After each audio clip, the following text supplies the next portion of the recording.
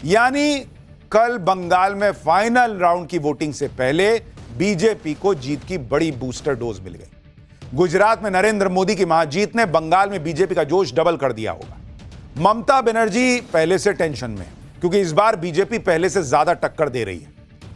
उन्हें इस बात की चिंता होगी कि बीजेपी को रोकने के लिए बंगाल में उन्होंने जो सीक्रेट प्लान बनाया है वो कहीं फेल ना हो जाए।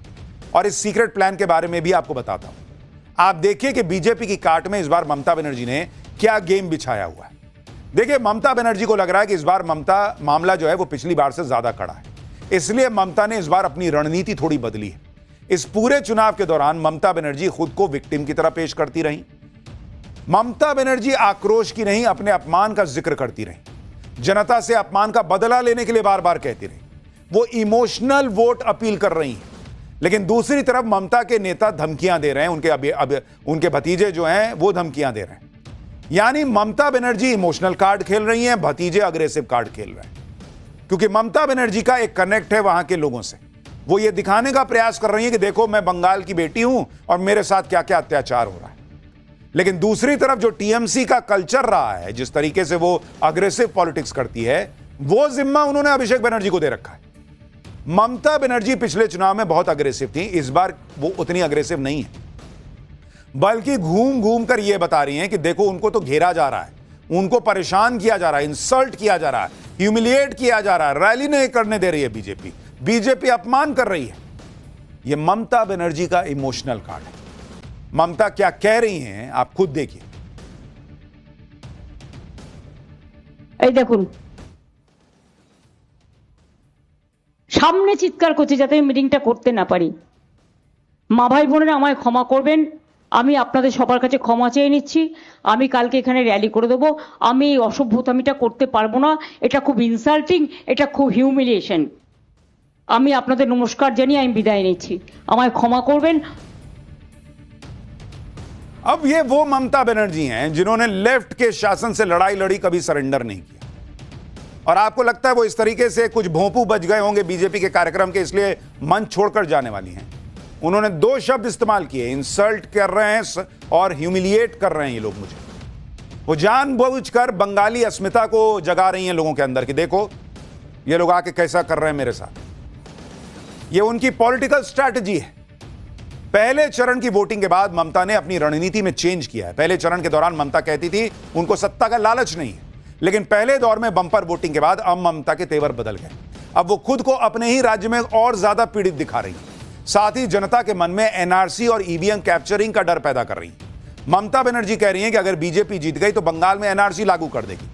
खिदिरपुर की सभा में ममता ने कहा कि बीएलओ की तरफ से दी गई वोटर पर्ची संभाल के रखना, ये वोटर स्लिप की कॉपी भविष्य में पहचान के सबूत के रूप में काम आएगी। दूसरी तरफ ममता बनर्जी ईवीएम कैप्चर होने का भी डर दिखा रही है। यानी जो अमित शाह कह रहे हैं, बीजेपी कह रही है कि भाई घुसपैठियों को बाहर करेंगे, ममता उसको इमोशन से जोड़ रही है। कह रही है कि अपना पर्ची मत फेंकना, नहीं तो कल कैसे सबूत दोगे कि तुम यहीं के हो। यानी वो डर पैदा कर रही है कि बीजेपी आएगी तो सबसे पर्ची मांगेगी। ये बहुत स्मार्ट पॉलिटिकल स्ट्रैटेजी से वो चल रही हैं, क्योंकि उनको पता है कि बीजेपी जमीन पर जबरदस्त काम कर रही है और सीधे सीधे जो है ना वो लड़ाई इस तरह से नहीं लड़ी जा सकती। तो वो इमोशंस और थोड़ा थोड़ा डर पैदा करके जो है वो लोगों को अपनी तरफ कर रही है। ममता के इन बयानों के बाद चर्चाएं होने लगी थी कि हमेशा अग्रेसिव रहने वाली ममता बनर्जी अचानक से ऐसी बातें इस बार क्यों कर रही है। सुनिए एक बार ममता ने क्या कहा था। पुलिस क्या करते हैं, और सेंट्रल फोर्स जाके, मैंने कल 2 घटना सुना कि कंबल लगा के क्रिमिनल लेके जाता है जिसमें वोट हो गया है ईवीएम मशीन कैप्चर करने के लिए। यानी ममता बनर्जी इमोशन और डराना दोनों जो है वो लोगों के अंदर लेकर जा रही हैं जब वो प्रचार कर रही हैं। वो खुद को बेचारी दिखा रही हैं कि अपने राज्य में ढंग से रैली तक नहीं कर पा रही, सेंट्रल फोर्स लगाकर बूथ कैप्चर हो रहा है। दूसरी तरफ ममता बनर्जी के भांजे अभिषेक बनर्जी खुलकर धमकाने वाले अंदाज में भाषण दे रहे हैं। यानी बुआ बेचारी और भतीजा धमकी देने पर है। यही है ममता बनर्जी की रणनीति इस बार। वो खुद इमोशनल अपील कर रही हैं, बंगाली अस्मिता की बात कर रही हैं और भतीजे अभिषेक को लगा रखा है कि तुम अग्रेसिव कैंपेन करो। अभिषेक बनर्जी ने विरोधियों को चेतावनी देते हुए कह दिया कि 4 मई के बाद वो खुद देखेंगे कि दिल्ली से कौन बचाने आता है। आप सुनिए जरा अभिषेक बनर्जी को, उनका टोन क्या है और कंपेयर कीजिए कि ममता बनर्जी का टोन क्या था।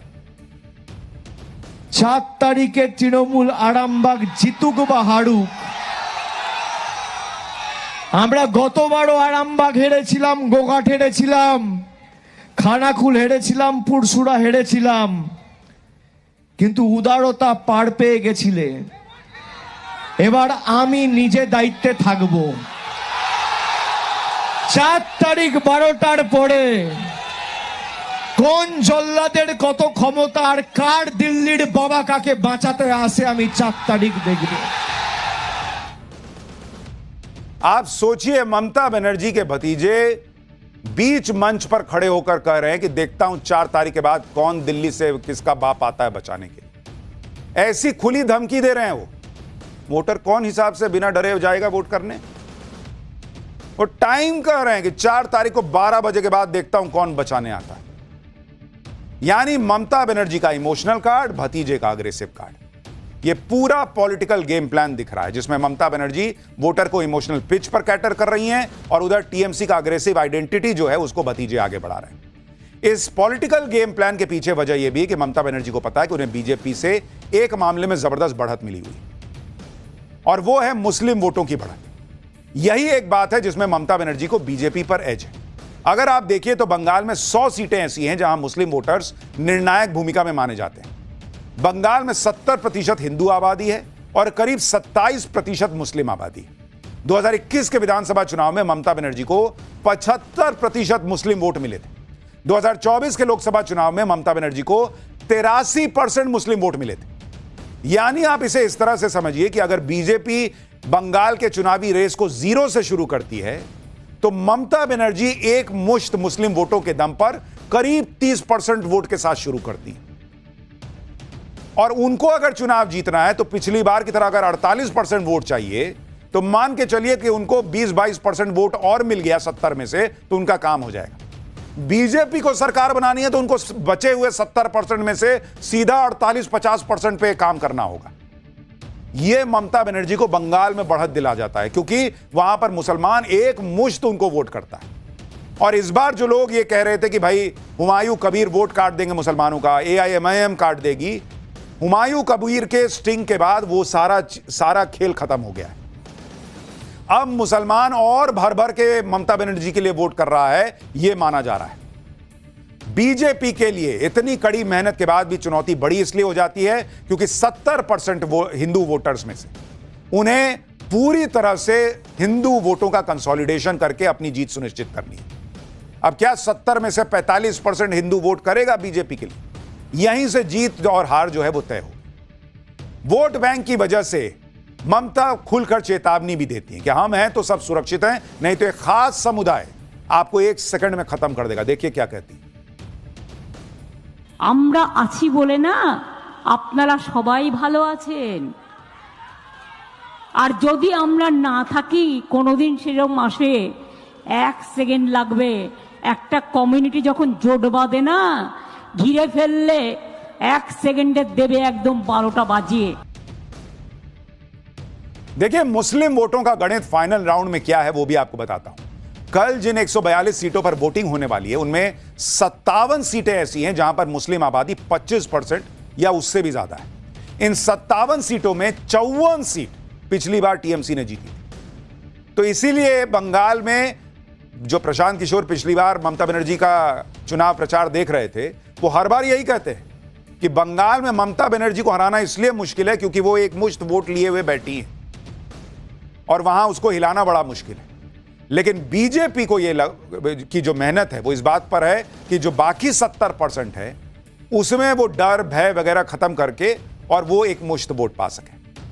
ममता बनर्जी के पास मुस्लिम वोटों का एज है, लेकिन इस बार ममता बनर्जी को बेचैनी SIR से हो रही, क्योंकि कई इलाकों में SIR में इतने वोट कटे हैं जो टीएमसी की जीत के मार्जिन के आसपास का आंकड़ा है। जैसे आप देखिए हुगली जहां 18 सीटें हैं, यहां औसतन 17,333 वोट कटे हैं, जबकि 2021 में टीएमसी की जीत का औसत मार्जिन 19,915 था। पूर्वी बर्धमान में 16 सीटें हैं और इस इलाके में औसतन 16,668 वोट कटे हैं और 2021 के चुनाव में टीएमसी की जीत का औसत मार्जिन 14,591 था। कोलकाता में 11 सीटें आती हैं, यहां औसतन 57,455 वोट कटे हैं, जबकि 2021 में टीएमसी की जीत का औसत मार्जिन 38,497 था। हावड़ा में 16 सीटें हैं, इस इलाके में औसतन 24,563 वोट कटे हैं। 2021 में टीएमसी की जीत का औसत मार्जिन 29,834 था। नॉर्थ 24 परगना में 33 सीटें हैं, यहां औसतन 27,000 वोट कटे हैं। 2021 में टीएमसी की जीत का औसत मार्जिन 39,980 था। साउथ 24 परगना में 31 सीटें आती हैं, यहां औसतन 19,258 वोट कटे हैं एसआईआर में। 2021 में टीएमसी की जीत का औसत मार्जिन 43,888 था। नादिया में 17 सीटें हैं, यहां औसतन 19,647 वोट कटे हैं, जबकि टीएमसी की जीत का औसत मार्जिन 2021 में यहां पर 24,168 था। यानी कई सीटों पर तो 2021 में टीएमसी के जीत के मार्जिन से ज्यादा वोट कटे। लेकिन अब सवाल यह है कि वो वोट जो कटे वो सारे टीएमसी के होंगे, ये भी जरूरी नहीं। ये तो किसी को नहीं पता ना भाई कि जिसका वोट कट गया वो किसको वोट करता था, नहीं करता था। इसी वजह से ममता बनर्जी जो है वो पूरा जोर लगा रही हैं कि कहीं एसआईआर की वजह से खेला खराब ना हो जाए। ममता बनर्जी इसलिए राज्य के पुलिसकर्मियों को भी समझा रही हैं कि 4 मई के बाद केंद्रीय बल चले जाएंगे, लेकिन पुलिसकर्मियों को तो यही रहना है। देखिए वो भी कैसे एक तरीके से उनको चेतावनी दे रही हैं पुलिस वालों को। और वो लोगों ने एक भी एक्शन नहीं लेता है, खाली हमारा पार्टी का खिलाफ एक्शन लेता है। लेकिन ये लोगों को पता नहीं है 4 तारीख के बाद ये लोग वापस जाएंगे, तो आप लोग तो इधर में रहेंगे। आपको चाय हम देंगे, आपको मिठाई हम खिलाएंगे, आपको परिवार को हम लोग देखेंगे। ममता बनर्जी कह रही हैं कि चाय तो हम ही ना पिलाएंगे, मिठाई हम ही ना खिलाएंगे, लेकिन पुलिस वालों को और पब्लिक को सबको समझ में आ रहा है कि 4 तारीख के बाद हम ही यहां रह जाएंगे। इसको कहने का मतलब क्या है? अगर एसआईआर का इंपैक्ट टीएमसी और बीजेपी के बीच मार्जिन पर रहा और बीजेपी ने पहले से ज्यादा वोट अपनी तरफ खींचे, तो फिर ममता बनर्जी के लिए मुकाबला कांटे का हो जाएगा। आप खुद देखिए कि दूसरे चरण में 142 सीटों के लिए वोटिंग होनी है। 2021 के चुनाव में इन 142 सीटों में से टीएमसी ने 123 सीटें जीती थी और टीएमसी को ऑलमोस्ट 50% वोट मिला था, जबकि 2021 में बीजेपी ने 18 सीटें जीती थी और उसको जो वोट मिला था वो 36.5% के आसपास था। 2024 के लोकसभा चुनाव में इन 142 सीटों में से टीएमसी को अगर आप कन्वर्ट कीजिएगा विधानसभा सीटों में तो 115 पर बढ़त और टीएमसी को तब भी 49% वोट मिला था, जबकि बीजेपी को 27 सीटों पर बढ़त थी और उसका वोट शेयर 37% के आसपास था जब आप 2024 के लोकसभा चुनाव के नतीजों को विधानसभा में कन्वर्ट करते हैं। यानी 2021 के विधानसभा चुनाव से लेकर 2024 के लोकसभा चुनाव तक बीजेपी ने गेन किया था, लेकिन वो गेन तब तक इतना नहीं था कि वो सेकंड राउंड में पूरी बाजी पलट दे। पर क्या इस प्रचार में वो हो चुका है, यह कल पता चलेगा। बंगाल में ममता बनर्जी को मुस्लिम वोट का एज है तो बीजेपी भी अपनी पकड़ मजबूत कर रही है। ऐसे में अगर हिंदू वोट कंसोलिडेट हो जाता है तो तस्वीर बदल सकती है। दूसरे चरण में बीजेपी इसी की उम्मीद कर रही है, क्योंकि बंगाल में हिंदू वोटों में 50% बीजेपी को और करीब 39% टीएमसी को 2021 के चुनाव में मिला था। 2021 में दूसरे चरण की 142 सीटों में से टीएमसी ने 123 और बीजेपी ने 18 जीती। अगर 7% हिंदू वोटर बीजेपी की तरफ चला जाता है तो टीएमसी को 86 और बीजेपी को 55 सीटें हो जाती हैं। आप सोचिए 7% हिंदू वोट से कितना फर्क पड़ता है। फेज 1 में अमित शाह ने 110 सीट जीतने का दावा किया है। इसके लिए 2021 की तुलना में 15% अतिरिक्त हिंदू वोट कंसोलिडेट होना होगा।